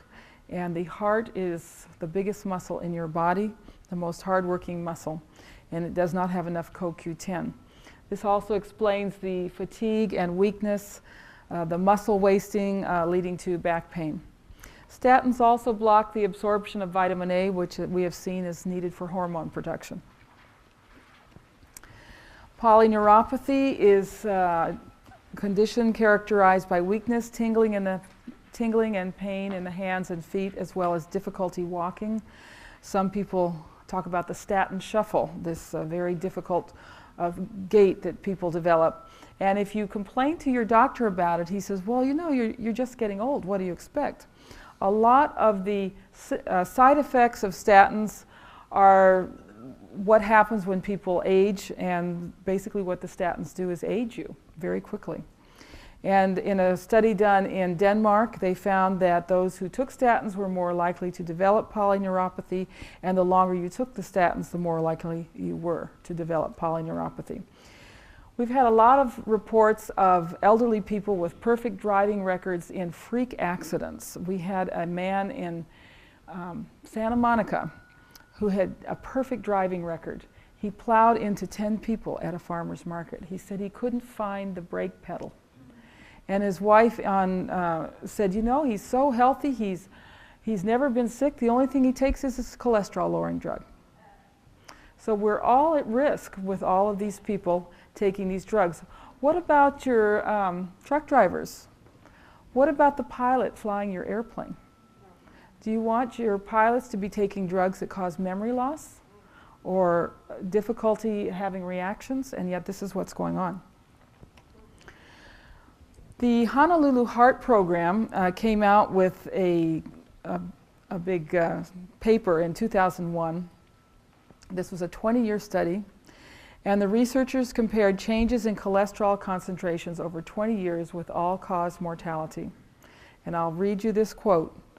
Our data accords with previous findings of increased mortality in elderly people with low serum cholesterol, and show that long-term persistence of low cholesterol concentration actually increases the risk of death.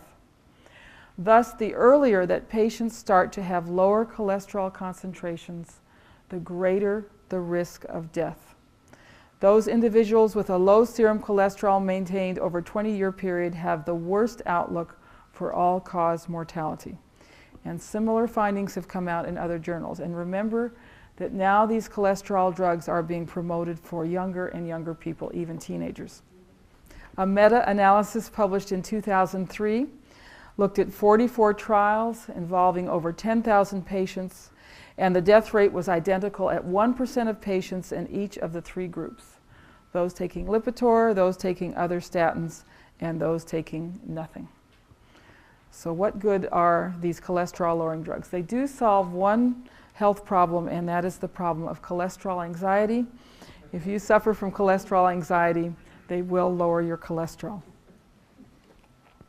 Here's an ad for Lipitor, the most widely selling statin drug, cholesterol-lowering drug, implying that even young women slim young women should be lowering their cholesterol, as well as hefty guys. Okay? Let's read the fine print here. Lipitor is a prescription drug used with diet to lower cholesterol. Lipitor is not for everyone, including those with liver disease or possible liver problems. How do you know if you have a possible liver problem? Women who are nursing pregnant or who may become pregnant. Now remember, they're promoting this for women now, and they want these drugs to be over-the-counter drugs, which means that women who may become pregnant will be taking these drugs. And these drugs cause horrible birth defects, much worse than thalidomide. But here's the clincher here. Lipitor has not been shown to prevent heart disease or heart attacks. So why would anyone take this drug? Only because the doctors are pushing it. Okay, if it ain't cholesterol, what causes heart disease? There are many other theories proposed to explain this epidemic. There's obviously no time to go into them in detail.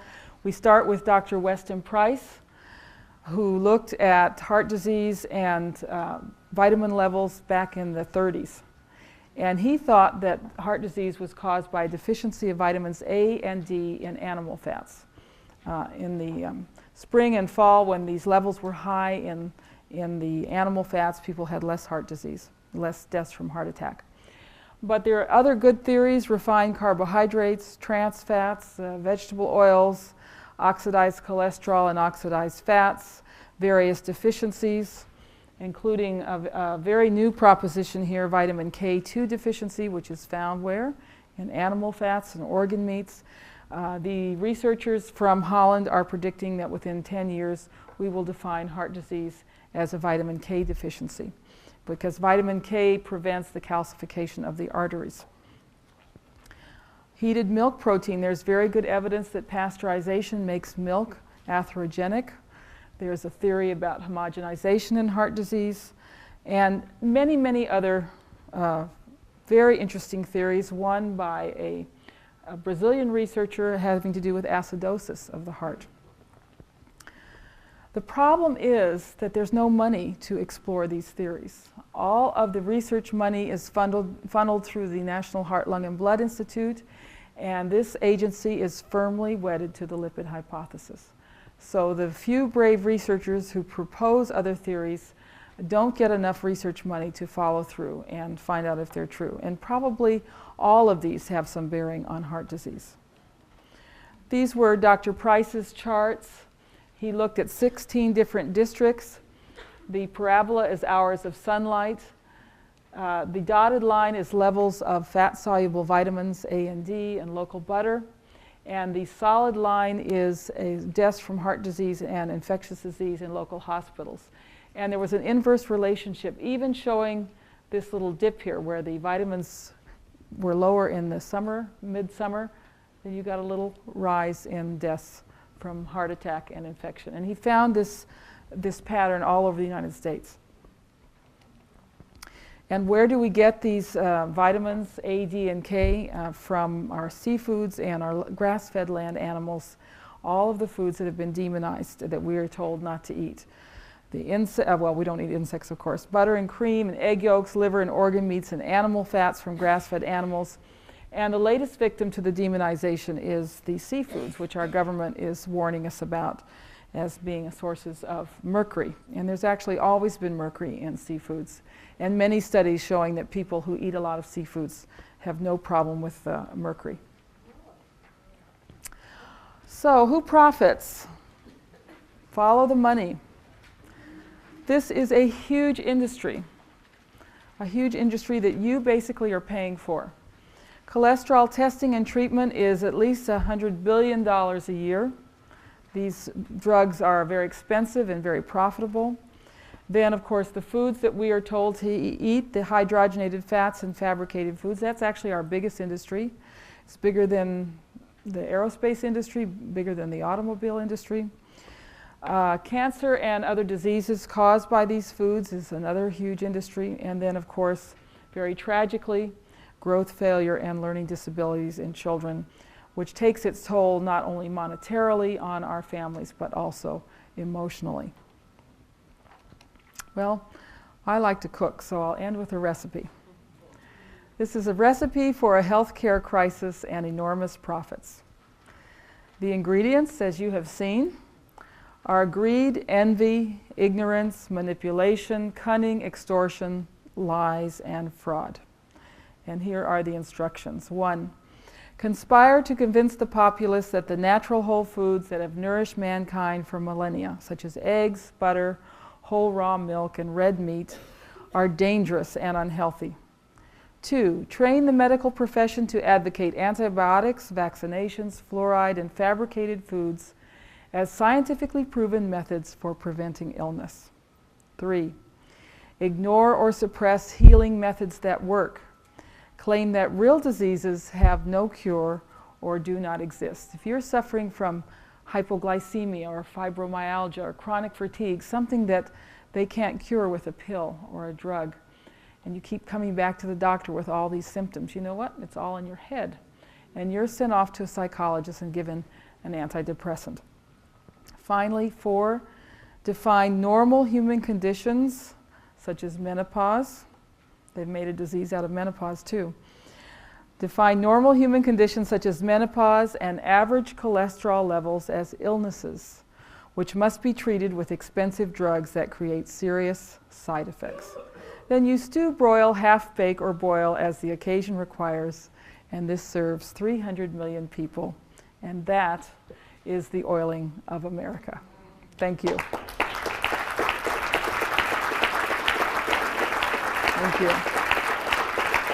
I really give Mary credit. This is her story, and she is the first author of this presentation. I'm merely the presenter.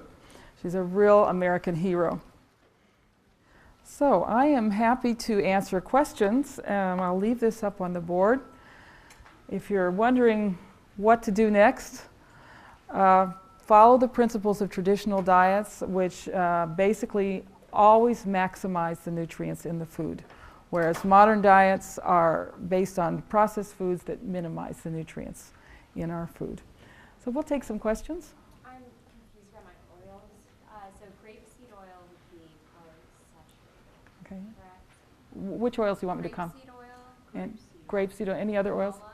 Grapeseed canola. Okay. The question about some of the other oils. Grapeseed oil is quite polyunsaturated. It's highly processed. They use hexane to extract it. Hexane is very carcinogenic. It's one of these processed vegetable oils. Canola oil is a monounsaturated oil. The industry thought that this would be a very heart-healthy oil, but when they actually tested it, it caused a lot of problems in the animals. So we don't recommend canola oil either.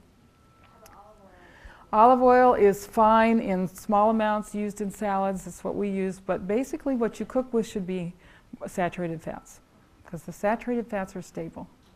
Yes? Yeah, I just have a question. I'm looking at this and there's no vegetables. Yes, there are. Where do we have the vegetables? Vegetables. Yeah. Vegetables were often fermented. A lot of these diets had no vegetables. Vegetables are kind of modern, really. Yeah. Listen, I'm all in favor of vegetables as a vehicle for butter and cream and cooked in lard and whipped cream. Okay.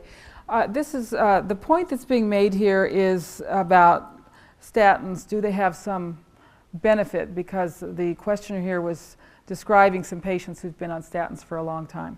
And what they think is that statins do have a slight benefit on inflammation. And of course, the latest theory about heart disease is that it is an inflammatory process, which is no doubt part of the picture. So they do seem to suppress inflammation a certain amount, but there's so many other ways, better ways of suppressing inflammation than taking these statins. And we hear daily from people who have had horrible experiences with the statins, but they continue because the doctors keep insisting. Mm-hmm. The question is, it's very hard to make recommendations when... Our questioner here is saying there's no support in the hospitals or among the cardiologists about this. There actually is one cardiologist who, one that I know of. He's in Tyler, Texas. I don't mind giving you his name. His name is Dr. Peter Langsion, Langsgeon. He takes all his patients off of statins. He puts them on CoQ10. He tells them to buy Nourishing Traditions and puts them on a high-fat diet, and he's had very, very good results. Another doctor is, he's not a cardiologist, but Dr. Tom Cowan, who wrote the article in our journal on the cardiotonics that the body produces, and he puts people on herbs that strengthen the heart production. I don't have an answer for you in the position that you're in. I think a lot of people are trapped in the system. I think a lot of cardiologists are trapped in this system, and they know that it's wrong, but they have no choice. And actually, their salaries are based on giving out statin drugs. If they don't give them out, they get docked, especially those in the HMOs. So it's really sad. I feel sorriest for the people trapped in the system who know that there's a problem and can't get out. And the only way this is going to change is by individuals just refusing. You know? And there is a lot of resistance. You read about this in the articles, the drug companies in the articles saying, you know, we have a lot of non-compliance. We have a lot of people who don't realize the danger and so forth. So, yes, Ma? Can I ask a question about autism? Milk and how it's processed and the leaky gut and all. Okay, I'll just answer very briefly. Please pick up a copy of our Children's Health issue and read the article by Dr. Natasha Campbell McBride, who treats autism by repairing the gut and the gut flora. And she keeps them off of milk while they're healing, but then she allows raw milk. And if you want to know where to find raw milk, contact your local chapter of the Weston A. Price Foundation. From the dairy industry and the cattle industry? Great. A very good question.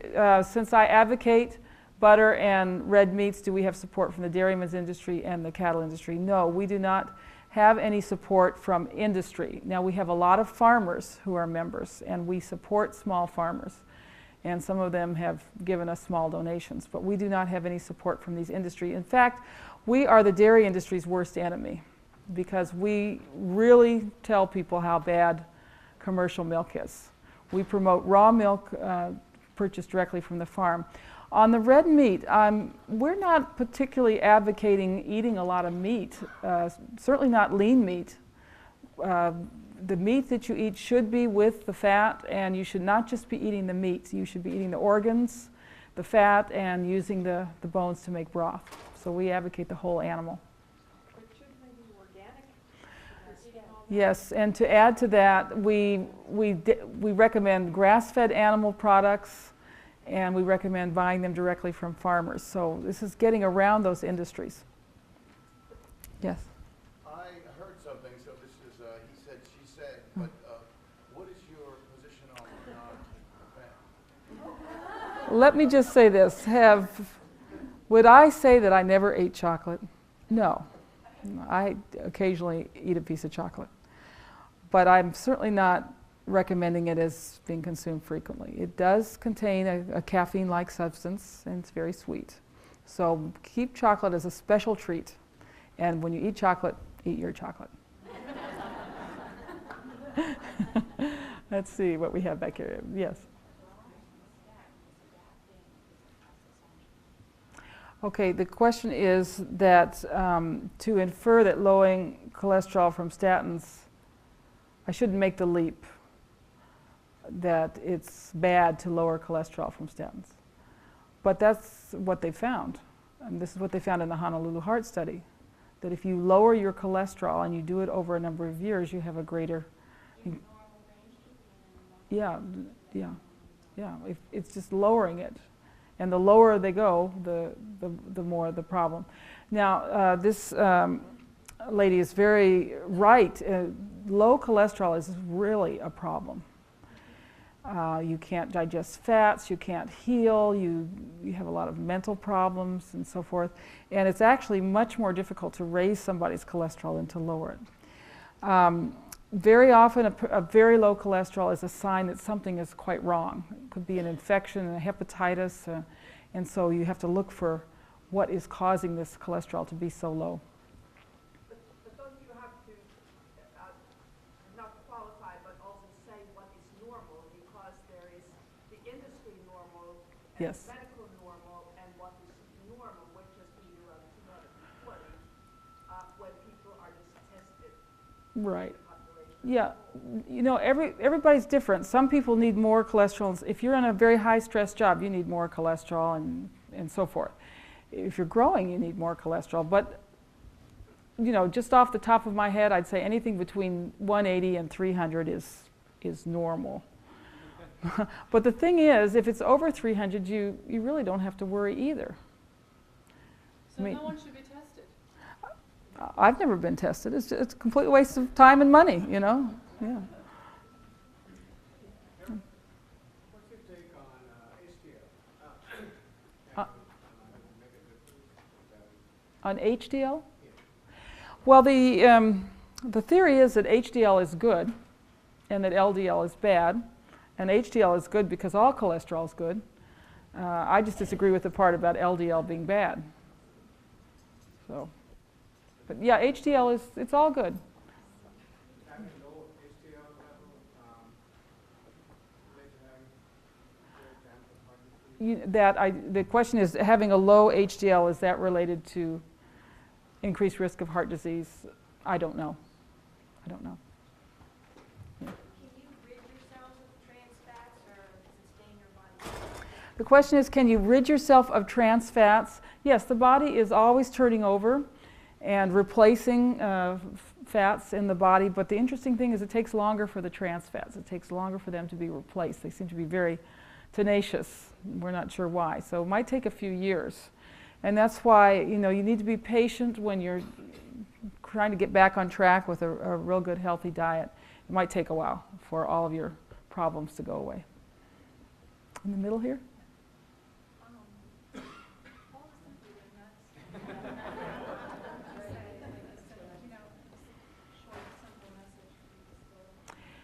Well, the shortest way of putting it is eat the way your ancestors ate. And another way of putting it is eat only nutrient-dense foods. Okay, so the question is, how do you condense this down for non-believers, right? This is a wonderful teaching tool. It's our little booklet, Dietary Guidelines booklet. We've tried to fit as much information as we can in a few short pages. It's a very subversive document, actually. And this is a nice non-confrontational way to so you might want to read this. Yeah. Do you only recommend lacto-fermented vegetables? What about Okay. fresh vegetables that have the enzymes in them when they're raw? Okay, this is a question about vegetables. Do I only recommend lacto-fermented vegetables? We love vegetables. As I say, they're a great vehicle for animal fats. The salad vegetables can be eaten raw. They've been bred to be low in fiber. But most of your vegetables should be cooked. Vegetables contain a lot of toxins. They contain blockers and goitrogens, and these are partially or fully neutralized by cooking. Cooking liberates the nutrients and breaks down the fiber, which is indigestible for humans. And Dr. Price actually was very insistent upon this. He said most vegetables should be cooked. You get a lot more from them when you cook them. What about the enzymes? Don't you lose enzymes? There are not many enzymes. The question is, do you lose the enzymes? And by the way, the Weston A. Price Foundation is really big on enzymes. There are not a lot of enzymes in vegetables. We recommend what we call super raw foods, which are the lacto-fermented foods. So let's just say you're having a dinner of cooked meat and cooked vegetables with lots of butter, and maybe some brown rice or potatoes with lots of butter, okay? Then you would have some sauerkraut with that. And the sauerkraut is lacto-fermented cabbage. When you lacto-ferment, you actually increase the vitamin levels tenfold. Vitamin C goes up 10 times when you lacto-ferment sauerkraut. And you get lots of enzymes and lots of good bacteria. And the other wonderful thing about sauerkraut is it helps you digest fats. So that's the way we recommend getting your enzymes. Any enzymes that are destroyed by the cooking are more than compensated for by the lacto-fermented foods. Okay. We're getting off into other subjects here. The question is, what is lacto-fermented foods? Lacto-fermentation is an ancient way of preserving foods through bacteria. And the example that's best known to people is sauerkraut. Yogurt is also a lacto-fermented food. And basically what these bacteria do is increase lactic acid, and lactic acid preserves the food. And it keeps for many months this way. But also it increases the enzymes, it increases the bacteria, increases the nutrients. And almost all cultures in the world consume lacto-fermented foods. They give you stamina, they help with digestion, they help you digest fats, they do lots of wonderful things. We're big advocates for lacto-fermented foods. In the back, the gentleman in the back? Do you recommend the anti-inflammation test for Heart disease? you say that may be one of the causes? This gentleman is asking about the test for C-reactive protein. And it is a test for markers of inflammation. I think it's a fine test to take. You could take that test. You can also take the electron beam tomography if you're concerned about this. And don't get me wrong, I'm not saying that people aren't at risk for heart disease, obviously. Lots of people are at risk for heart disease because lots of people have heart disease. The point of all this is it doesn't have anything to do with cholesterol. So yes, if you have high markers for inflammation, if you see the blockage in the arteries, you need to change something. And the first thing, of course, is the diet, and maybe that will make you motivated enough to get off all processed foods and get back on real foods. Let's see if I've answered you. So here we go, in the back here.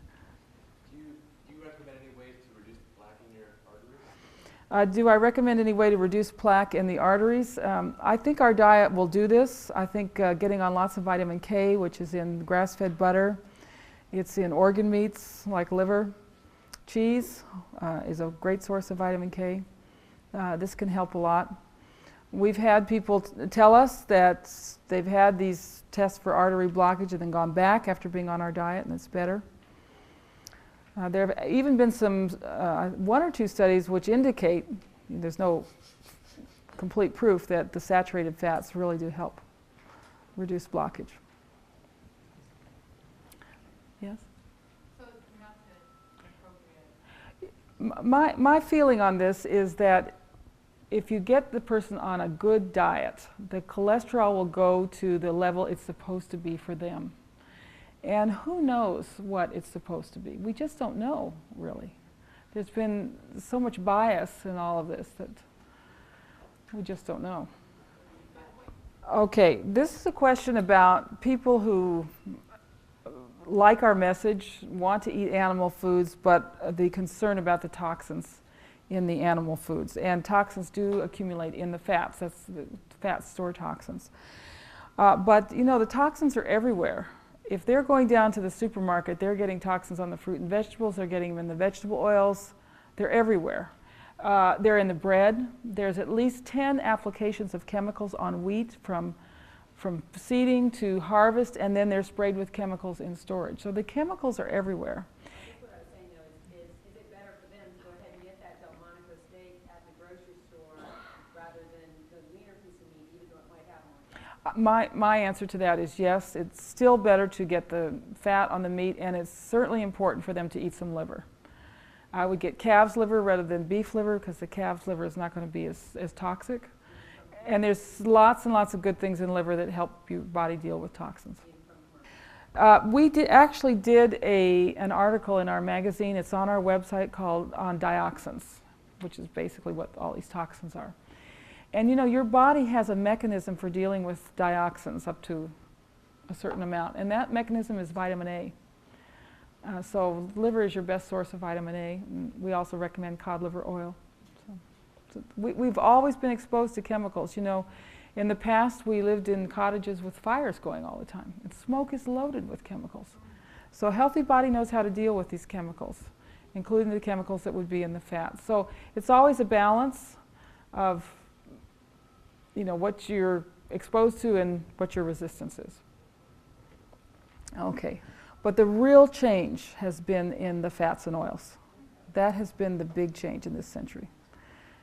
And it's much easier to stop using those fats and oils and go back to butter and animal fats than it is to give up 100% sugar. I know it's very, very hard. Do your best because sugar is just empty calories. But I'm just thinking of what's possible for people.